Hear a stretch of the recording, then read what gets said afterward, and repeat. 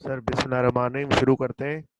Sir हमने materiality का quantitative effect पढ़ लिया था। मटीरियलिटी दो जगहों पे होती है। मटीरियलिटी दो किस्म की होती है, एक होती है क्वांटिटेटिव, एक होती है क्वालिटेटिव। अभी तक जो हमने पढ़ा सर वो हमने पढ़ा क्वांटिटेटिव। क्वांटिटेटिव ये चीज होती है जो कि फिगर के हिसाब से हम मटीरियलिटी देखें, जो कि अमाउंट के हिसाब से, इन टर्म्स ऑफ अमाउंट हम मटीरियलिटी देखें, जो कि हम फिगर के हिसाब से मटीरियलिटी चेक कर रहे हैं, कंपेयर करते रहें, सर उसको बोला जाता है क्वांटिटेटिव। एक होता है क्वालिटेटिव। क्वालिटेटिव, अब बात समझ रहे हैं ना सर आप? एक होता है क्वांटिटेटिव, एक होता है क्वालिटेटिव। क्वांटिटेटिव मतलब जो अमाउंट के हिसाब से, इन टर्म्स ऑफ फिगर, ठीक है ना, तो उस हिसाब से अगर मैं देख रहा हूँ, उस हिसाब से मैं कंपेयर करूँ, उस हिसाब से मैं फैसला करूँ मटीरियलिटी से या परफॉर्म मटीरियलिटी से कंपेयर करके कि ये मेरे लिए फिगर मटेरियल है कि नहीं, ठीक है ना, तो उस हिसाब। लेकिन अगर एक एक चीज, एक फिगर, एक ट्रीटमेंट, अकाउंटिंग ट्रीटमेंट, या एक कोई ऐसी फिगर जो कि मटेरियल नहीं है क्वांटिटेटिवली, जो कि क्वांटिटेटिवली मटेरियल नहीं है लेकिन क्वालिटेटिवली मटेरियल हो सकती है, क्वालिटी वाइज मटेरियल हो सकती है। एक अमाउंट, जैसे कि लेट सपोज सर, अगर मेरी मटेरियलिटी है एक 10 लाख रुपए, मेरी मटेरियलिटी है 10 लाख रुपए, ठीक है ना, परफॉर्मेंस मटेरियलिटी अगर मेरी 10 लाख रुपए है, तो लेकिन अगर मेरी जो फिगर है, एक अमाउंट है, एक ट्रांजेक्शन है, अगर सर वो मेरी है कोई तकरीबन आप सोचें 5,000, 5,000 की या 10,000 की, ठीक है ना, 10,000 की, तो सर अब अगर मैं 10,000 को कंपेयर करूं मटेरियल परफॉर्म मटेरियलिटी से, तो क्वांटिटेटिवली तो ये बहुत छोटी है। क्वांटिटेटिवली आपने इसको इमटेरियल बना दिया परफॉर्म मटेरियल से कंपेयर करके। लेकिन sir on the other hand देखूं, क्या ये मेरे लिए 10,000 क्वालिटेटिवली मटेरियल हो सकता है? जी सर बिल्कुल हो सकता है। सर कैसे हो सकता है? सर अगर ये 10,000 रुपए आपका अकाउंटिंग ट्रीटमेंट या अकाउंटिंग पॉलिसी के खिलाफ है, या 10,000, कभी कभी इंटिटी क्या कर रही होती है, जैसे पीएनएल के अंदर, प्रॉफिट एंड लॉस के अंदर लॉस आ रहा है, ठीक है, स्टेटमेंट ऑफ इनकम स्टेटमेंट के अंदर सर कॉम्प्रिहेंसिव इनकम के अंदर लॉस आ रहा है, तो सर उस केस में क्या होगा? सर इस केस में ये होगा कि बहुत सारी कंपनी या सीएफओ उनके क्या करते हैं, उनको पता होता है कि ऑडिटर क्या करेगा। सर ऑडिटर ये करेगा कि मटेरियल मिस स्टेटमेंट जो कि मटेरियल के हिसाब से देखेगा, हम ना छोटी छोटी अमाउंट्स की गलतियां करके, हम फ्रॉडुलेंट एंट्रीज करके हम अपने प्रॉफिट को, लॉस को प्रॉफिट में कन्वर्ट कन्वर्ट कर लेते हैं। सर किस तरीके से? सर मैं आपको एग्जांपल दे रहा हूँ।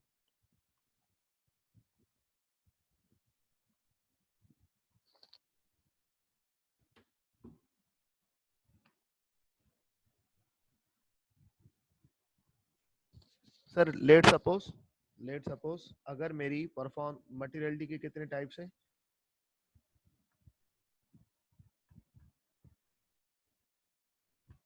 मटेरियलिटी के दो टाइप्स हैं, या तो फिगर सर क्वालिटेटिवली मटेरियल होगी, सर या तो फिगर क्वालिटेटिवली मटेरियल होगी या तो क्वांटिटेटिवली। क्वालिटेटिवली या तो क्वांटिटेटिवली, ठीक है। अब सर बात ये है कि अभी तक जो मैंने आपको पढ़ाया उसके अंदर मैंने आपको क्वांटिटेटिवली पूरा सिखा दिया। ये जो भी केसेस करवाए, जो परफॉर्म मटेरियलिटी कैलकुलेट करवाया, सर आपको ओवरऑल मटेरियलिटी कैलकुलेट कराया, ये सारी जो भी चीजें थी ये इसकी थी। लेकिन एक फिगर जो कि लेट सपोज सर, अभी मैं आपको एक एग्जांपल दे रहा हूँ, सर लेट सपोज अगर मेरी परफॉर्मेंस मटेरियलिटी सर है कोई, आप सपोज करें 45,000, तो इसका मकसद कि इसके नीचे वाली ट्रांजैक्शन या हेड्स जो होंगे उनको मैं वेरीफाई नहीं करूंगा। लेकिन सर हो सकता है हो सकता है कि इसी को ही मैं सबसे कंपेयर करूंगा ना, इस प्लानिंग मटेरियल, इस परफॉर्म मटेरियलिटी को ही मैं सबसे कंपेयर करूंगा, ठीक है ना, बैलेंस शीट आइटम से भी और पीएनएल आइटम से भी। मतलब बैलेंस शीट बोले तो सर अकाउंट बैलेंसेस से, और पीएनएल बोले तो क्लास ऑफ ट्रांजैक्शन से। अब मेरे भाइयों मसला ये है, लेट सपोज कभी कभी एक पीएनएल मैं आपको ड्राफ्ट करके दिखाता हूँ, जिसके अंदर सेल्स आ रही थी 2018 का हम ऑडिट कर रहे थे, ठीक है ना, जिसके अंदर सेल कोई आ रही थी लेट सपोज सर कोई 1 लाख, ठीक है सर। उसके अलावा अल्लाह आपका भला करे sir, cost of good sold, sir ये कोई आ रहा था cost of good sold 55,000। Sir ये मुझे मिल गया जीपी।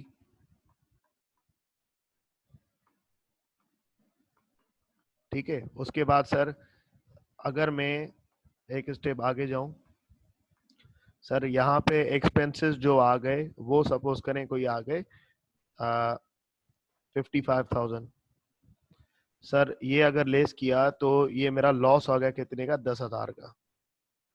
ये मेरा लॉस आ गया 10,000 का। हमने यहाँ पे उन्होंने क्या किया, अदर इनकम यहाँ पे ऐड कर दिया। कंपनी के जो सीएफओ वगैरह थे वो लॉस, ये चीज लॉस नहीं दिखाना चाह रहे थे, क्योंकि एक लॉस जो होता है ना वो एक खराब फैक्टर होता है शेयर होल्डर के हिसाब से, कि कंपनी ने ना यार इस दफा तो लॉस ही कर दिया, मतलब परफॉर्मेंस बिल्कुल ही बुरी गई। ठीक है, तो लॉस तो बिल्कुल ही खराब होता है। तो इन्होंने क्या किया, इन्होंने ना 25,000 की अदर इनकम की मिस स्टेटेड जानबूझ के एंट्री इस तरीके से कर दी। तो ये प्रॉफिट शो हो गया कितने का सर, 15,000 का। अब सर अगर मैं आपसे एक बात पूछूं, क्या आप इसको वेरीफाई करेंगे? अगर आप इसको क्वांटिटेटिवली चेक करें, अगर आप इसको क्वांटिटेटिवली चेक करें, क्या ये क्वांटिटेटिवली मटेरियल है? क्वांटिटेटिवली टेटिवली सर मटेरियल है ये? क्वांटिटेटिवली मटेरियल है सर ये? नहीं सर, क्वांटिटेटिवली मटेरियल नहीं है। क्यों नहीं है सर? मेरी जो मटेरियलिटी है वो कितनी ऊपर मैंने कैलकुलेट करी हुई है सर? सर आपने वो कोई करी हुई है ऊपर आपने 45,000। तो सर 45,000 से कंपेयर करूं तो सर ये तो बिल्कुल ही छोटी है। तो सर अब क्या किया जाए? सर अब बात ये है, क्या ये क्वालिटेटिवली मटेरियल है? मुझे ये चेक करना पड़ेगा। बिल्कुल सर, ये क्वालिटेटिवली मटेरियल है। क्यों? क्यों सर, क्यों इस क्यों क्वालिटेटिवली मटेरियल है बेटा? इस वजह से क्वालिटेटिवली मटेरियल है क्योंकि इसने इस फिगर की वजह से, इस 25,000 की वजह से ये जो लॉस जो है, ये जो लॉस जो है ये प्रॉफिट में कन्वर्ट हो गया, ये प्रॉफिट में कन्वर्ट हो गया। तो इस चीज की वजह से अगर एक amount quantitatively in terms of amount figure immaterial हो सकता है, लेकिन क्वालिटेटिवली वो मटेरियल हो सकता है। सर कौन कौन सी गलतियां क्वालिटेटिवली मटेरियल होती हैं? जैसे कि सर आपने लॉस को प्रॉफिट में कन्वर्ट कर दिया। सर उसके अलावा एक फाइनेंशियल स्टेटमेंट के अंदर, फाइनेंशियल स्टेटमेंट के अंदर सर एक डिस्क्लोजर आ रहा होता है। ठीक है, फाइनेंशियल स्टेटमेंट के अंदर एक डिस्क्लोजर आ रहा होता है, जिस डिस्क्लोजर का नाम होता है डायरेक्टर्स रिम्यूनरेशन। डायरेक्टर्स, ये कंपनी लॉ की रिक्वायरमेंट है, या उसकी भी रिक्वायरमेंट है सर, आईएफआरएस की भी। ठीक है, डायरेक्टर रेम्यूनरेशन, इसके अंदर पता है क्या हो रहा होता है? इसके अंदर सर ये हो रहा होता है डायरेक्टर रेम्यूनरेशन के अंदर कि कंपनी के जितने डायरेक्टर्स को तनख्वाह दी जा रही है उन उन सब की यहाँ पे रेम्यूनरेशन बताई जाती है कि भाई उनकी बेसिक सैलरी कितनी है। सही है सर, उनकी बेसिक सैलरी कितनी है सर, उसके अलावा उनको कितनी यूटिलिटीज प्रोवाइड की जाती हैं। ठीक है सर, और कौन कौन सी फैसिलिटीज दी जाती हैं, वो सारी यहाँ मिला के यहाँ पे टोटल आ रहा होता है। लेकिन ये कंपनी लॉ कहता है, ये इसके लिए इस नोट के लिए कंपनी लॉ कहता है कि डायरेक्टर रेम्यूनरेशन में वही डायरेक्टर सिर्फ इंक्लूड किया जाएगा इस नोट के अंदर, इस डायरेक्टर रेम्यूनरेशन के अंदर। जैसे let suppose sir, let suppose मैं आपको एक एग्जांपल देके समझा दूं। मेरी कंपनी के अंदर 3 डायरेक्टर्स काम कर रहे हैं जो कि रेम्यूनरेशन भी ले रहे हैं। एक फाइनेंस डायरेक्टर है, एक फाइनेंस डायरेक्टर है सर, और उसके अलावा एक है सेल्स डायरेक्टर, और एक है मैन्युफैक्चरिंग डायरेक्टर। ठीक है, अब सर कंपनी लॉ कहता है अगर कोई डायरेक्टर क्या कर रहा है, अगर उस डायरेक्टर पूरे साल के अंदर यूटिलिटीज, फैसिलिटीज, बेसिक सैलरी मिला के अगर उसकी सैलरी 1.2 मिलियन से ज्यादा है, 1.2 मिलियन से ज्यादा है, मोर देन 1.2 मिलियन, तो सर उसको उसको इस डिस्क्लोजर के अंदर दिखाओ, इस फाइनेंशियल स्टेटमेंट के नोट्स टू अकाउंट में उसको क्या करो सर, डिस्क्लोज करो उसको, उसकी यहाँ पे बेसिक सैलरी बताओ, उसकी यूटिलिटीज पे यहाँ पे बताओ। तो सर अब लेट सपोज इसकी भी 1.2 मिलियन से ज्यादा सैलरी थी तो इसको भी दिखाया गया, इसकी भी 1.2 मिलियन से ज्यादा सैलरी थी, इसको भी दिखाया गया। लेकिन सर इसकी 1.2 मिलियन से ज्यादा थी। इस फाइनेंस डायरेक्टर ने क्या किया, जानबूझ के सर अपनी जो सैलरी थी उसकी जनरल लेजर में या फाइनेंशियल स्टेटमेंट के अंदर इसने क्या किया सर, शो करवाई 1.1 मिलियन। ठीक है ना, 1.1 मिलियन जस्ट टू डिस्क्लोजर की खिलाफ वर्जी करने के लिए। ये एक अहम डिस्क्लोजर है, जस्ट टू शेयर होल्डर को शो करने के लिए कि हमारे यहाँ सिर्फ 2 डायरेक्टर तनख्वाह लेते हैं, बाकी डायरेक्टर नहीं लेते। क्योंकि जितने डायरेक्टर यहाँ पे तनख्वाह लेंगे उतनों का सर यहाँ पे नंबर आएगा और सर बेसिक सैलरी और यूटिलिटी लिखा जाएगा। जस्ट को शेयर होल्डर को बेवकूफ बनाने के लिए इसने ये सर धोखा दिया, इस तरीके डिसीव किया। तो सर ये अब देखिए कितने कितने का फर्क है सर, कितने का फर्क है, कोई सर 1 लाख का फर्क है, 1 लाख का फर्क है सर। हो सकता है सर, हो सकता है यहाँ पे मेरी मटीरियलिटी कोई 3 लाख हो, परफॉर्म मटीरियलिटी मेरी 3 लाख हो। अब 1 लाख की मिस स्टेटमेंट है ये। क्वांटिटेटिवली तो इमटेरियल है, लेकिन सर क्वालिटेटिवली ये मेरे लिए मटेरियल है।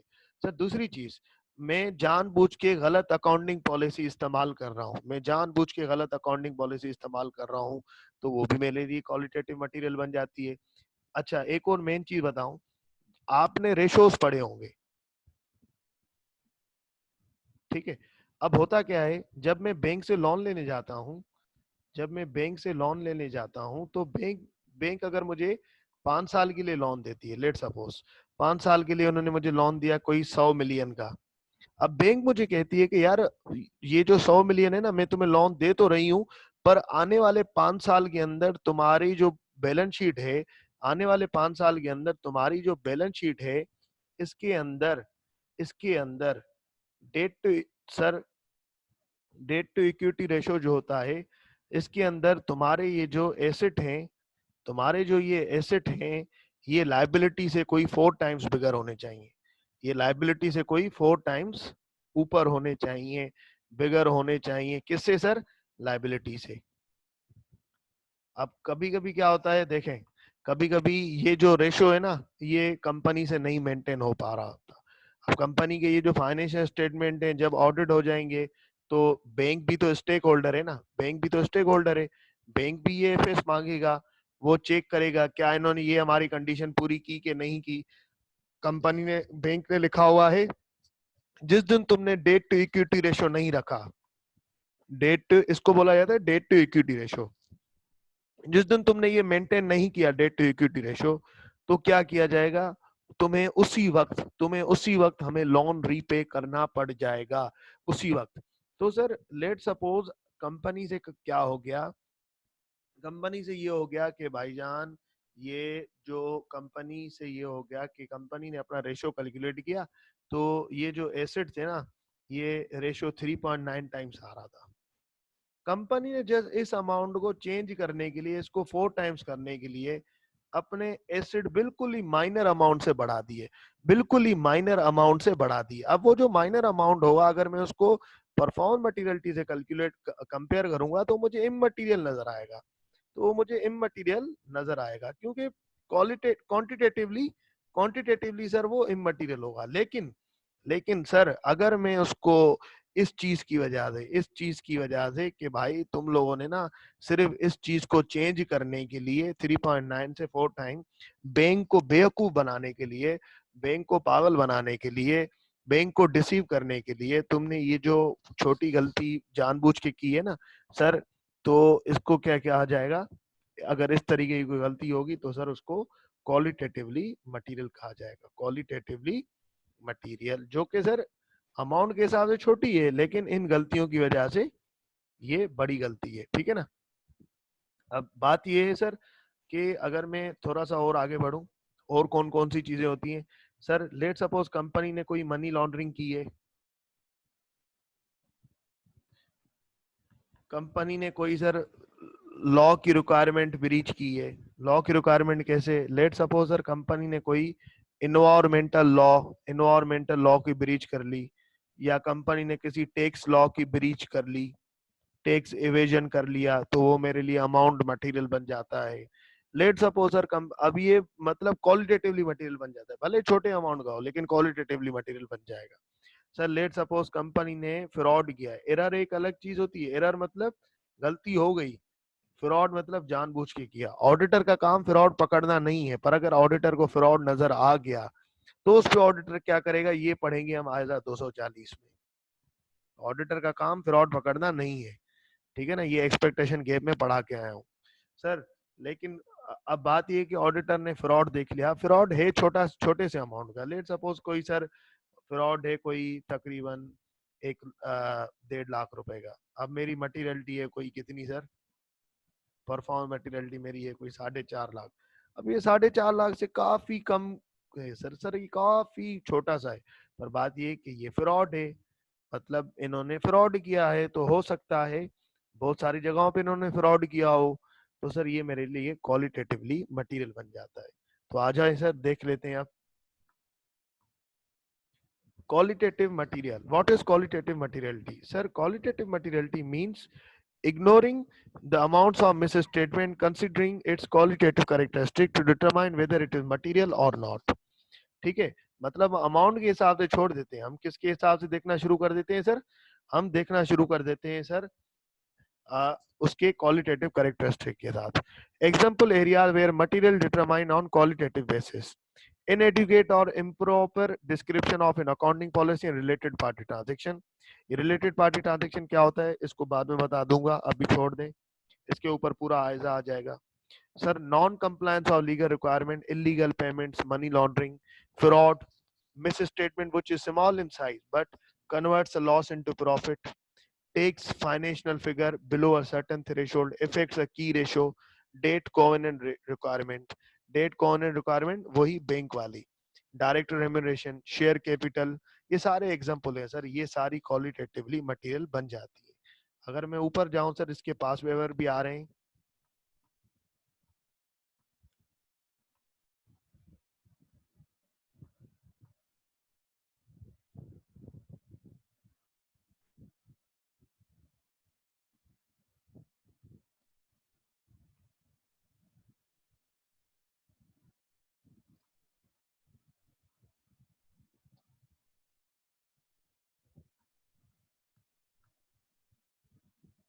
हाँ ये वाला sir, during the course of an audit both quantitative as well as qualitative misstatement need to be considered, give four example of qualitative misstatement। तो ये एग्जांपल दे देना सर, यही वाली कि भाई रिलेटेड पार्टी ट्रांजैक्शन वाली, डायरेक्ट रेम्यूनरेशन वाली, sir उसके अलावा प्रॉफिट के अंदर लॉस को कन्वर्ट करना, लॉस के अंदर प्रॉफिट को कन्वर्ट करना, उसके अलावा सर अल्लाह आपका भला करे कोई डेट कोवेनेंट मेंटेन करना। तो ये सर फॉर एग्जांपल मैंने आपको दे दी, ठीक है, यहाँ तक क्लियर है सारी बातें।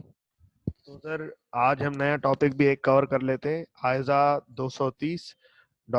सर इसका नाम है ऑडिट डॉक्यूमेंटेशन या ऑडिट वर्किंग पेपर्स। सर इसका जो सवाल आता है वो आता है नॉर्मली 5 से लेके 12 मार्क्स तक, ठीक है ना, 5 से लेके 12 मार्क्स तक सर इसका जो सवाल आता है, और बड़ा आसान सा सवाल होता है, मार्क्स गेनिंग क्वेश्चन होता है सर ये, ठीक है ना, मार्क्स गेनिंग क्वेश्चन होता है। तो इसका मैं आपको बताता हुआ चलूं कि किस तरीके का क्वेश्चन आ सकता है, ठीक है ना, एक्सपेक्टेड क्वेश्चन में लिखता जा रहा हूँ, तो आप भी मेरे साथ काइंडली नोट करते जाए।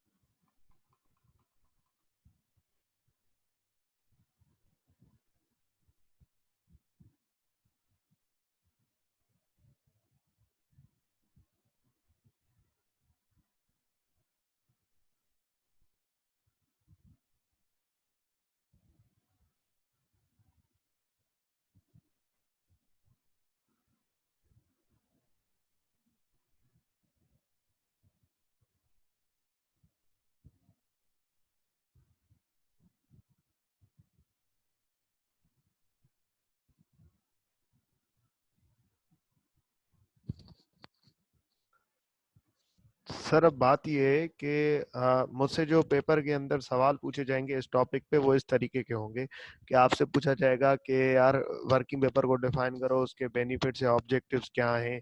सर ये जो पहला और दूसरा क्वेश्चन है ना, ये सेम ही है, इसका आंसर सेम ही होगा। Explain the advantages, purpose, benefits, importance of working paper.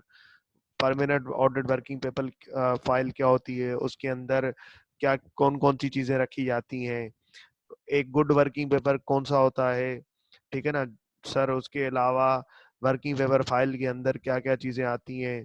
उसके अलावा सर आपको बोला जाएगा कि भाई automated working paper, automated working paper मतलब एक वर्किंग पेपर जो पहले हुआ करते थे वो इस तरीके से हुआ करते थे कि आप ना मैन्युअल वर्किंग पेपर बनाते थे, मतलब एक पेज पे बना लिया आपने। अब बात ये कि ऑटोमेटेड वर्किंग पेपर ये होते हैं जो कि आप ना कंप्यूटर बेस बना रहे होते हो, सॉफ्टवेयर के बेस पे। जैसे एक्सेल के बहुत सारे ना टेम्पलेट्स होते हैं, ठीक है ना सर, टेम्पलेट होते हैं, उसके हिसाब से आप बना रहे होते हैं। तो या तो एक्सेल के हिसाब से आपने एक्सेल पे कोई वर्किंग पेपर बना लिया, या वर्ड पे कोई वर्किंग पेपर बना लिया कि भाई आपने क्या क्या प्रोसीजर परफॉर्म किए। तो ये सारी चीजें। उसके अलावा सर आपने एक वर्किंग पेपर कितने टाइम के लिए रखना है, working paper file sir, working paper file आपने कितने टाइम के लिए रखना है सर, कितने टाइम, कॉन्फिडेंशियलिटी का क्या सीन है, परमानेंट वर्किंग पेपर और current year working paper file में क्या फर्क है। और सर आपके पास सिनेरियो बेस्ड क्वेश्चन आ सकता है, ठीक है ना।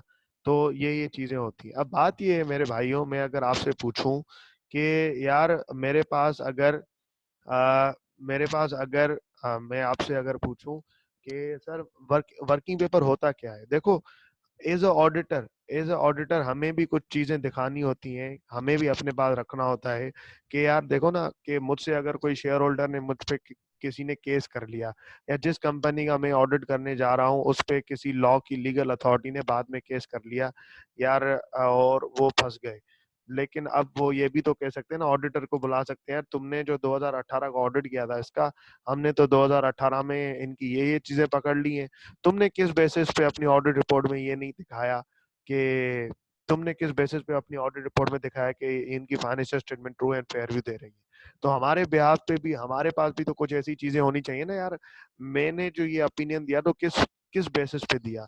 तो इस हिसाब से आयजा कहता है, इंटरनेशनल स्टैंडर्ड्स ऑफ ऑडिटिंग 230, कि ए ऑडिटर, तू जो भी चीजें काम करेगा, तू जो भी ऑडिट प्रोसीजर करेगा, वो तू अपने पास डॉक्यूमेंट करेगा। जैसे कि अगर मैं मटीरियलिटी अपने पास क्या करता हूँ, मटीरियलिटी कैलकुलेट करता हूँ सर मैं, अगर मैं मटीरियलिटी कैलकुलेट करता हूँ तो मटीरियलिटी वाला जो हैंडआउट था, जो लास्ट हैंडआउट आप देख के आए सर आयजा 320 के अंदर, उसके अंदर आ रहा था ना कि मटीरियलिटी के कौन कौन सी चीजें डॉक्यूमेंट करनी है, जिसके अंदर आ रहा था कि भाई मटीरियलिटी कौन से हेड पे कैलकुलेट की, ठीक है ना, कौन से बेंचमार्क पे कितनी कैलकुलेट की वो डॉक्यूमेंट करनी है। सर रीजन आपने इस ये बेंचमार्क क्यों सिलेक्ट किया, बाकी वाले चार क्यों नहीं किए, ठीक है। उसके अलावा साथ में परफॉर्म मटीरियलिटी कैलकुलेट करो। और सर अगर कोई रिवीजन आती है तो वो भी आप वहां पे दिखाओ, ये सारी चीजें डॉक्यूमेंट करनी होती है ना। तो यही सर इस यही होता है वर्किंग पेपर का।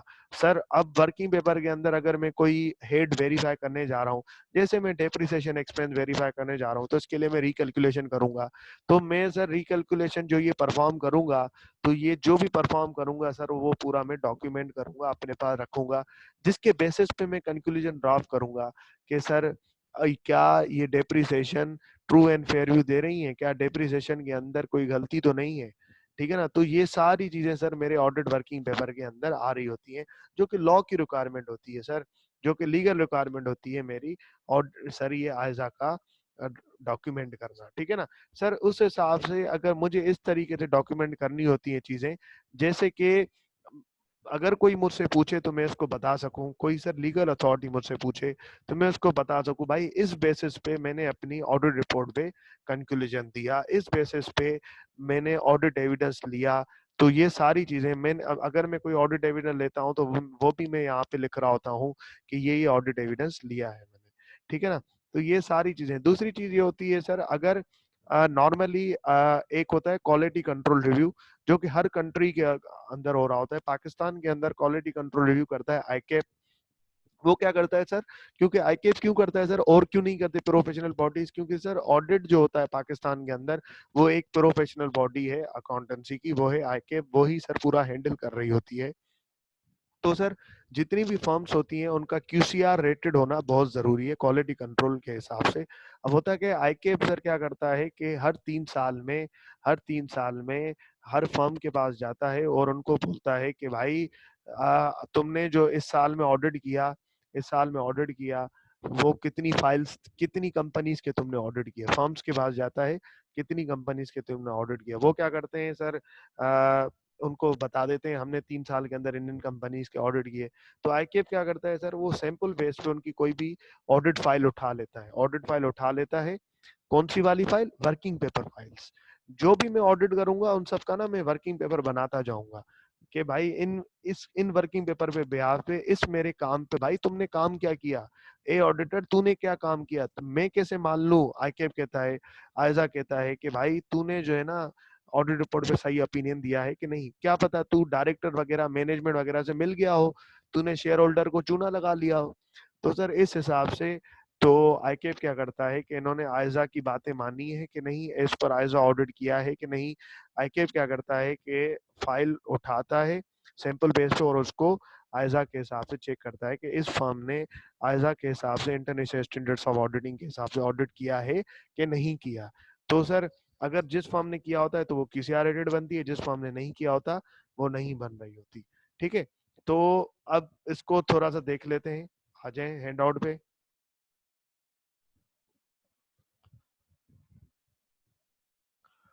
Sir audit documentation it's purposes, page number 6 पे आ जाए।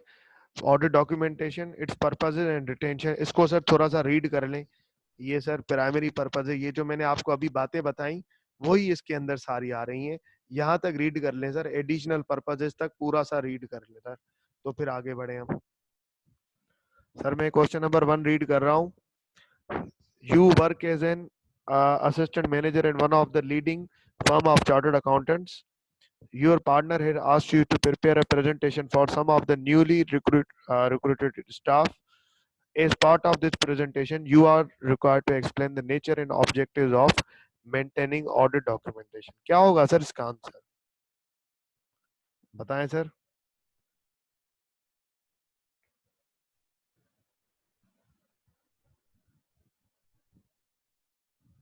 सर इसका आंसर क्या होगा, जो सर अभी चीज हमने पढ़ी वही इसका सेम आंसर होगा, वही इसका सेम आंसर होगा। मैं सर आ जाए एक्सप्लेन कर देता हूँ इसका। Sir primary purpose is audit documentation which is prepared in accordance with ISAs provided evidence date। ठीक है, audit is planned and performed according with आइजाद एंड रेगुलेटरी रिक्वायरमेंट। ये बताया जाता है कि भाई जो ऑडिट है ना वो हमने प्लान किया और परफॉर्म किया आइजा के हिसाब से और सर आइजा की रिक्वायरमेंट के हिसाब से। Auditor is appropriate basis for conclusion about audit report के भाई ऑडिट रिपोर्ट में मैंने अगर क्वालिफाइड या अनमोडिफाइड या एडवर्स या डिस्क्लेमर ओपिनियन क्यों दिया है, उसकी क्या वजह है, तो उसके लिए मेरे पास ये वर्किंग पेपर होता है। सर अगर मैं आगे बढ़ूं, audit documentation also helps to additional purposes assess engagement team in planning and performance of audit। अच्छा एक बात सुनो, इस लाइन का क्या मकसद, अगर आपने परफॉर्मेंस मटेरियलिटी या प्लानिंग मटेरियलिटी सर निकाल ली, आपने कैलकुलेट कर ली, तो उसको आपने डॉक्यूमेंट किया होगा ना। ठीक है, तो सर अगर आपने उसको डॉक्यूमेंट कर लिया तो अब क्या उस डॉक्यूमेंटेशन की वजह से आप ये फैसला कर सकते हैं ना, अब आपके पास डॉक्यूमेंटेड है। लेट सपोज सीनियर ने मटेरियलिटी कैलकुलेट कर ली, अब सेमाई सीनियर को ऑडिट करना है, ये फैसला करना है कि पीएनएल में कौन से आइटम वेरीफाई करने हैं या नहीं करने, तो वो क्या करेगा, परफॉर्म मटेरियलिटी से कंपेयर करेगा। उसको परफॉर्म मटेरियलिटी कैसे पता लगेगी सर, डॉक्यूमेंट हुई होगी, वर्किंग पेपर फाइल बनी हुई होगी, उसके सीनियर ने परफॉर्म मटेरियलिटी डॉक्यूमेंट की ही होगी, planning materiality overall materiality document की होगी। तो सीनियर सेमा सीनियर क्या करेगा, उसको देख के प्लानिंग करेगा कि यार मुझे जो है ना कौन से हेड पे काम करना है, कौन से हेड पे काम नहीं करना। assess engagement team in direction supervision and review of audit to discharge their review responsibilities। ठीक है, इस बात को आगे समझा दूंगा। इनेबल क्वालिटी कंट्रोल रिव्यूज, अगर आपने वर्किंग पेपर बनाए हुए हैं तो आईकेप आपका क्वालिटी कंट्रोल रिव्यू चेक कर सकता है इंटरनली और एक्सटर्नली। एक्सटर्नल तो आईकेप करता है, इंटरनली कैसे, बहुत सारी फर्म्स के अंदर वो क्या करते हैं यार, देखो आईकेप आके चेक करेगा, इससे अच्छा है हम अपने पास एक और डिपार्टमेंट बना लेते हैं जो अलग से ही क्वालिटी कंट्रोल रिव्यू डिपार्टमेंट, उसको रख देंगे हम। जो भी ऑडिट फर्म, जो भी हमारी फर्म के अंदर ही जो भी ऑडिट टीम ऑडिट करके आएगी, क्वालिटी कंट्रोल डिपार्टमेंट वाले इंटरनली उसको, जो कि हमने खुद से बनाया हुआ है, उसको खुद से जज करेंगे, देखेंगे कि भाई इन्होंने काम सही से किया है या नहीं किया, ठीक है ना। उसके अलावा सर एक्सटर्नल कौन करेगा, आईके आके चेक करेगा। इंटरनली क्यों बनाया जाता है कि आईके वालों के आने से पहले हम क्या करें, खुद ही चेक करके गलतियों को ठीक कर लें। Enable accountability of engagement team for its work, के देखो जिम्मेदारी होगी ना, अगर मैंने कोई वर्किंग पेपर बना लिया, अगर मैंने कोई वर्किंग पेपर बना लिया, जैसे सीनियर ने या सेमी सीनियर ने वर्किंग पेपर बना लिया, अब ये वर्किंग पेपर उसने बनाया है, वो कह रहा है कि मैंने लेट सपोज डेप्रिसिएशन पे रिकैलकुलेशन की है। अब उसने जिसने ये वर्किंग पेपर बनाया है, जिसने रिकैलकुलेशन की है, तो उसको अकाउंटेबल, उसकी जिम्मेदारी किस पे होगी, सर जिसने काम किया है। वरना तो किसी की जिम्मेदारी, कोई जिम्मेदारी लेने के लिए तैयार ही नहीं होगा ना, अगर वर्किंग पेपर बना नहीं होगा। Written record of matters of continuing significance of future audit, ये पॉइंट भी आगे जब यही हैंड आउट कवर करेंगे तो उसके अंदर ये सेकंड वाली पॉइंट और पांचवी बात कवर हो जाएगी। Timely prepare documentation, prepare time when work is performed, enhance audit quality and are more accurate। अगर आप वर्किंग पेपर बना रहे होते हो तो आपका ऑडिट कंट्रोल में रहता है और आपके ऑडिट की क्वालिटी रहती है, ठीक है। तो सर ये भी कर लेते हैं, advantages of using computer based audit working paper. अगर मैं कंप्यूटर बेस्ड वाले ऑडिट वर्किंग पेपर बना लेता हूँ तो सर उनका क्या सीन होता है, उनका ये होता है, देखो अगर तुम मैनुअल बना रहे हो ना, अगर तुम मैनुअल बना रहे हो तो उसके अंदर तुम्हें सारी चीजें खुद करनी पड़ती हैं, तुम्हें लिखना पड़ता है। सर किस तरीके से मैनुअल वर्किंग पेपर बनता है, सर अभी बना के दिखा देता हूँ मैं आपको, अभी बना के दिखा देते हैं सर, कोई मसला ही नहीं।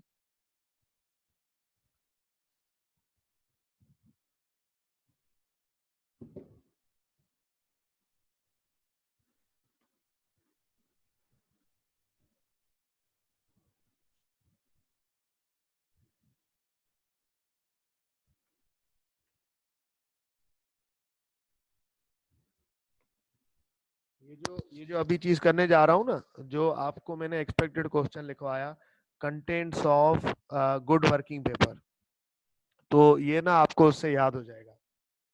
सर सबसे पहले मैं जो वर्किंग पेपर होता है, मैं एक्सेल पे बनाऊं या मैनुअल बनाऊं, उसके अंदर ना मुझे मैनुअल वाले में खुद से लिखनी पड़ती हैं चीजें, एक्सेल में किस तरीके से होता है, जो कंप्यूटर बेस्ड वर्किंग पेपर होते हैं वो किस तरीके से टेम्पलेट होते हैं, तो वो मैं आपको समझा देता हूँ। लेट सपोज सर मैं एक वर्किंग पेपर बना रहा हूँ, मैं एक वर्किंग पेपर बना रहा हूँ, बिल्कुल ठीक है ना। तो उसके अंदर लिखूंगा सर क्लाइंट का नाम क्या है, ठीक है, पीरियड, कौन से पीरियड का ऑडिट करने जा रहा हूं मैं,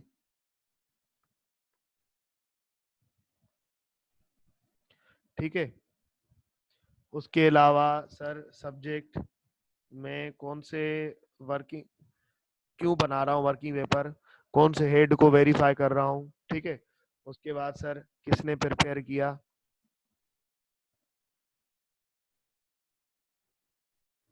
प्रिपेयर्ड बाय, जिसने प्रिपेयर किया वो अकाउंटेबल है, कोई रिव्यू करेगा जरूर, मेरा मैनेजर या मेरा सीनियर। अगर मैं सर सीनियर हूँ तो सर अगर मैं सेमी सीनियर हूँ तो सर मेरा कोई सीनियर मेरा वर्किंग पेपर रिव्यू करेगा, तो सर ये यहाँ पे आ गया। उसके बाद सर अगर मैं यहाँ पे लिखूं सर डेट,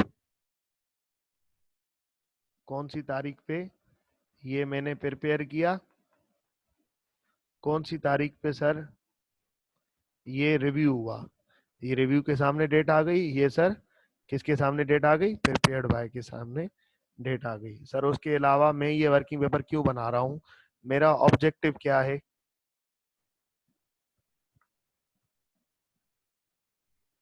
तो ये यहाँ पे ऑब्जेक्टिव आ जाएगा कि भाई कौन कौन से तुम ऑडिट प्रोसीजर करोगे, वो यहाँ पे हम सारे लिखेंगे, हम खुद से लिखेंगे कि भाई ऑडिट प्रोसीजर कौन कौन से मैं करूंगा, ऑडिट प्रोसीजर्स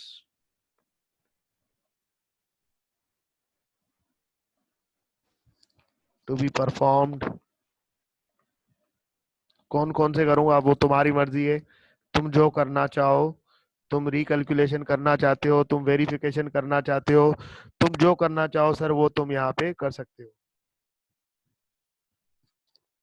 बिल्कुल बिल्कुल, ये हम प्लानिंग स्टेज पे भी बनाते हैं सर। हम ये सब्सटेंटिव प्रोसीजर और टीओसी करते वक्त भी बना रहे होते हैं सर। जब मैं ये कैलकुलेशन या सब कुछ कर लूंगा तो आखिर में मुझे क्या देना पड़ेगा भाई, देखो मैंने अगर डेप्रिसिएशन पे कैलकुलेशन कर ली तो आखिर में मेरा कंक्लूजन बनेगा ना कि ये मटेरियली मिस स्टेटमेंट है, या ये डेप्रिसिएशन सही से कैलकुलेटेड है या नहीं, ये रेंट एक्सपेंस या सैलरी सही से कैलकुलेटेड है, सही से एंट्री पास की हुई है या नहीं की सर, ये सारी चीजें होती हैं।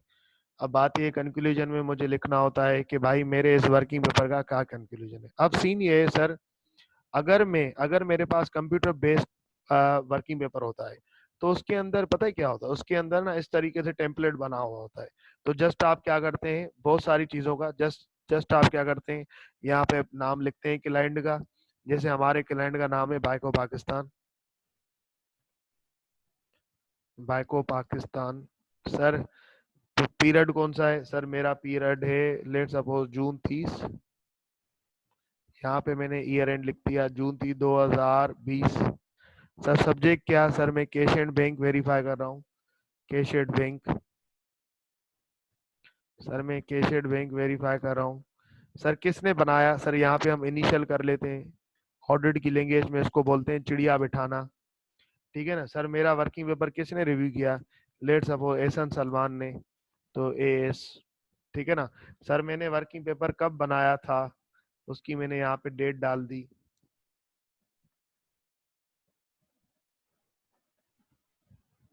सर। यहाँ पे रिव्यू किसने किया, उसने एहसन सलमान ने कौन सी तारीख पे किया उसकी मैंने डेट डाल दी सर। उसके अलावा मैंने कौन कौन से प्रोसीजर परफॉर्म किए सर, कैशेड बैंक पे वेरिफिकेशन की, रिकैलकुलेशन की, क्या किया, मेरी कंक्लूजन क्या आई। तो बस ये जस्ट मुझे क्या करना होता है, ये चीजें करनी होती हैं और सर जान छुड़ानी होती है।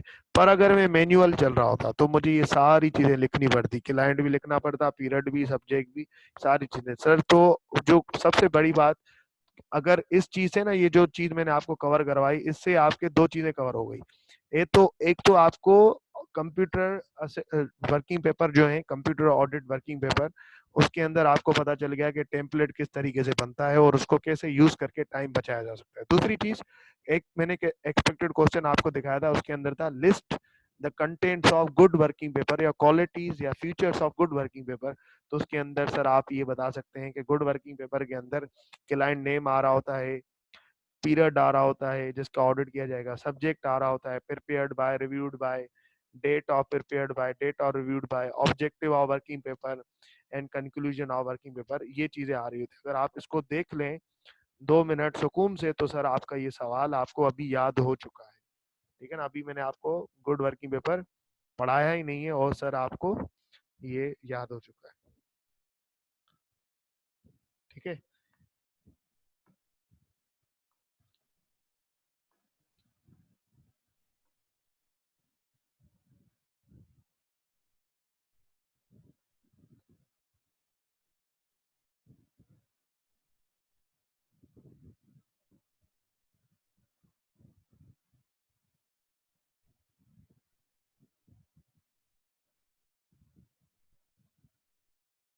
देख ले सर,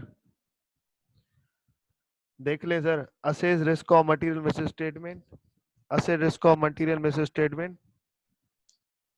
उसके बाद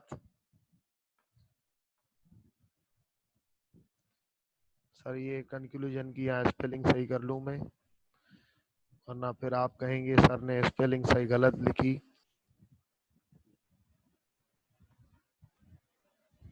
कंक्लूजन की सर स्पेलिंग मैंने यहाँ सही कर ली, ठीक है ना sir. Asset risk of material miss statement, risk कौन कौन सा है, हाँ अगर आप तुम यहाँ पे रिस्क डालना चाह रहे हो तो रिस्क भी भले डाल दो। Size and complexity of entity sir, audit methodology and tools use, nature and significance of audit procedure perform, evidence obtained, exception identify. Exception मतलब गलतियां कौन सी मिली तुम्हें, ठीक है। Whether a conclusion is readily determinable from documentation of work perform, conclusion आखिर में आ जाता है। ये जो मैंने आपको बताया ना, यही सारी चीजें, ये चीज मैंने आपको कवर करवा ली। Factor affecting form content and extent of order documentation, ठीक है ना। मेरा जो कैशेड बैंक में कर रहा हूँ उसके अंदर रिस्क क्या है, कैशेड बैंक जो कर रहा हूँ इसके अंदर मुझे रिस्क क्या है, कैशेड बैंक का सर मुझे रिस्क क्या है, रिस्क क्या है सर, तो वो भी यहाँ पे लिख लो तुम। ठीक है, उसके साथ साथ सर ये सारी चीजें देखें वही है। Size and complexity of entity, audit methodology, tools use, nature and significance of audit procedure perform, evidence obtained, exception identified, whether conclusion is, sir ये चीजें मेरे यहाँ पे आ रही होती हैं। अब सर ये देख लेते हैं advantages of using automated computer working paper, क्या क्या एडवांटेजेस है। Standardise and easy to use formats, format बने हुए होते हैं, मुझे जस्ट उसके अंदर फिगर्स जो है पुट करनी होती हैं। दूसरी चीज, preparation of working paper become speedy, नीटर and less costly. भाई देखो, अगर तुम अपना बनाओगे मैन्युअल वर्किंग पेपर तो उसके अंदर गलतियां हो सकती हैं, उसके अंदर तुमने कैलकुलेशन की, पेन से तुमने लिखा, तुमने कैलकुलेट किया, कैलकुलेशन मिस्टेक आ गई, फिर उसको रिमूव किया, उसके ऊपर कट लगाया, फिर तुमने नया लिखा, तो वो सर नीटर नहीं हो सकता। उसके बाद सर स्पीडी काम नहीं हो सकता। यहाँ पे कैसे स्पीडी काम हो गया, सारी चीजें लिखी हुई हैं उनके सामने, तुम्हें जवाब लिखने हैं। Analytical procedure are easy to use, analytical procedure इसको फिलहाल छोड़ दें। Sir automatic procedure reduce risk of errors, example in casting, numeric schedule. अब देखो एक्सेल में ना फार्मूला तुम लगा के, अगर तुम फार्मूला लगा लेते हो एक्सेल पे, जैसे तुम्हें किसी चीज का टोटल करना है, रिकैलकुलेशन तुम कर रहे हो, तो अगर तुमने एक्सेल पे फार्मूला लगा लिया तो उसके अंदर गलतियों के चांसेस होते ही नहीं। लेकिन अगर तुम मैन्युअल वर्किंग पेपर बना रहे हो, कंप्यूटर बेस्ड नहीं है, मैन्युअल वर्किंग पेपर बना रहे हो, तो उसके अंदर तुम्हारे कास्टिंग, कास्टिंग बोले तो मतलब कैलकुलेशन के मिस्टेक, ठीक है ना, जो हम कैलकुलेट करते हैं ना चीजें, रेट, जैसे मैं अगर कोई रेंट एक्सपेंस वेरीफाई कर रहा हूँ, तो अगर मेरे महीने का 10,000 रेंट है तो 12 महीने का कितना रेंट होगा, 10 मल्टीप्लाई बाय 12, तो ये हो गया सर कितना, 1,20,000। तो ऐसा हो सकता है ना 1,20,000 को मैं गलती से सर 12 लाख लिख लूं, ठीक है ना, या सही से मल्टीप्लाई ना कर सकूं, तो कैलकुलेशन मिस्टेक। पर अगर एक्सेल पे करूंगा तो जस्ट फार्मूला लगाऊंगा तो इजीली हो जाएगा। तो कंप्यूटर बेस्ड जो वर्किंग पेपर होता है उसके अंदर कास्टिंग के मिस्टेक भी नहीं होते। दूसरी चीज ये सर, अगर मैं कंप्यूटर बेस्ड वर्किंग पेपर बना रहा होता हूँ ना, तो कंप्यूटर से अगर मैंने ऑनलाइन ऑनलाइन काम किया और मैंने सर ईमेल कर दिया, मैंने एक्सेल पे बना के ईमेल कर दिया अपने मैनेजर को या सीनियर को, तो उसने सर घर पे बैठे बैठे रिव्यू कर दिया। लेकिन अगर मैं मैन्युअल वर्किंग पेपर एक कागज के टुकड़े पे, पेज पे सर मैं बना रहा हूँ, तो सर होगा क्या कि अब मुझे रिव्यू करवाने के लिए भी क्या करना पड़ेगा, या तो उसको टीसीएस करना पड़ेगा, या तो जाके उसको दिखाना पड़ेगा, या उसको भी मेरे साथ होना चाहिए। तो सर वो ऑनलाइन रिव्यू नहीं हो सकता। तो कंप्यूटर बेस से ये होता है कि आप डिस्टिंक्ट लोकेशन से बैठ के आप रिव्यू करवा सकते हैं। जैसे कि अगर हम, हमारी ऑफिस डिलॉयट जो है कराची में है, और अगर मैं कोई कोयटा ऑडिट करने जा रहा हूँ, सक्खर ऑडिट करने जा रहा हूँ, तो मैंने जो काम किया सर, मैं सक्खर में बैठ के डिलॉयट ऑफिस में अपने मैनेजर, डायरेक्टर, पार्टनर को भेज सकता हूँ, वो वहां से बैठ के रिव्यू कर सकता है, ठीक है ना। Working paper can be integrated with other areas. अब ये क्या सीन होता है इसको फिर बाद में बता दूंगा। सर यहाँ पे समझ में आई advantages of using computer based audit working papers. Sir यहाँ तक बातें क्लियर है आप लोगों को, सब जवाब दे दें, सब जवाब। Explain the reason for preparing and keeping audit working papers. Sir इसका क्या आंसर होगा sir, objectives, objective same purposes, बिल्कुल। उसके बाद सर अगर मैं थोड़ा सा आगे चलूं,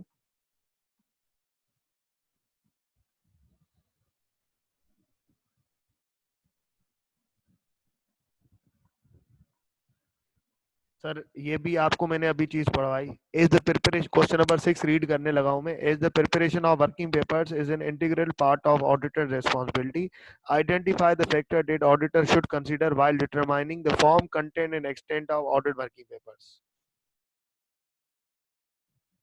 क्वेश्चन नंबर 6 का आंसर क्या होगा सर,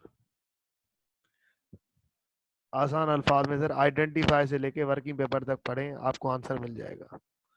रिस्क कौन सा है, कंक्लूजन क्या है सर, उसके बाद प्रोसीजर आप कौन से करेंगे, ठीक है ना, तो ये यहाँ पे चीजें आ जाएंगी।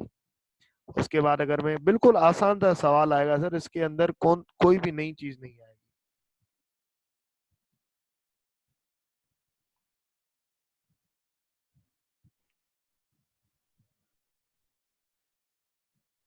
क्वेश्चन नंबर 10 पढ़ रहा हूँ सर मैं। The advancement of technology in the last 2 decades has resulted in significant changes in the way auditors prepare and maintain their working papers. Explain the advantages of computer-based working papers. ये सारे पास paper के question है sir. Neat and clean working papers, calculation के mistake नहीं होगी, speedy हो जाएगा, easy to assess, integrated होंगे, ऑनलाइन यूज हो जाएगा, टेम्पलेट्स मिल जाएंगे, ठीक है ना।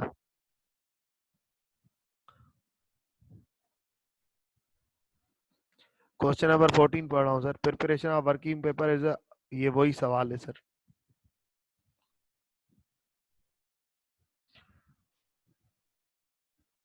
सर तो आज के लिए यहीं तक रख